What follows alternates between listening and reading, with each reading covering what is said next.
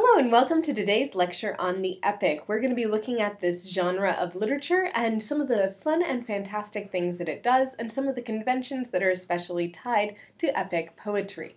So according to M.H. Abrams in A Glossary of Literary Terms, the epic is in its strict sense, and that's not the only sense to take it in, it's a term that applies to a work that meets at least the following criteria. So it needs to be a long verse narrative. So that means it does need to be written in poetry. And that's one of the places where we're not always going to use it in the strict sense. But an epic poem is, in fact, a poem.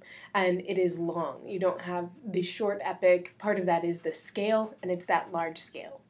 It is written or told in a formal and elevated style, and it is centered on a hero, a heroic or quasi-divine figure on whose actions depend the fate of a tribe, a nation, or, in the instance of John Milton's Paradise Lost, the entire human race.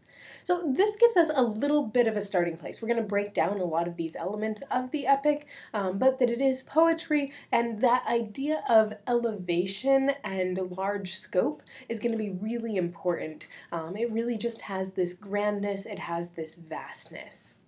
There are a few epic conventions that we'll be looking at in this series of videos. So the first is the invocation of the muse. The next, beginning in medias res, we'll look at the epic hero, consider the ample scale in setting, the impressive feats in battle, the action of the gods or supernatural beings that show up as well, and we'll finish off by looking at the ceremonial or grand style.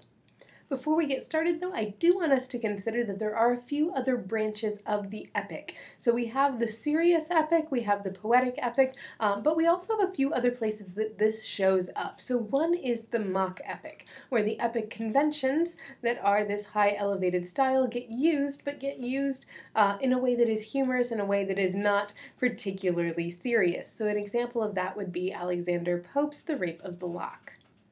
The epic can also be found in prose. One example that we could contend has elements of the epic, it's not a straight-up epic, is Lord of the Rings by J.R.R. Tolkien. This is certainly drawing heavily on the epic tradition and gets a lot of that scale, gets a lot of that scope, and a lot of the important elements of the epic in it.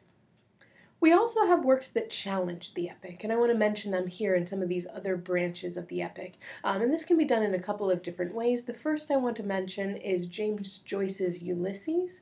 So there he is writing an epic that is about an ordinary man. Not only is it about an ordinary man, it is about him going about one day. So he's there in Ireland, and he has one day. Now, that's not what we typically think of for the epic, and the title Ulysses also lets us know that a lot of the structuring is going back to the story of Ulysses and the Odyssey. Another example of an epic that is really challenging the conventions in some serious ways would be the way that William Wordsworth uses epic conventions at times in The Prelude. So that is an epic poem that is about the formation of himself as a poet. And so by looking at himself, by turning it to a more common subject in many ways, he's also challenging quite a lot of what makes up the epic.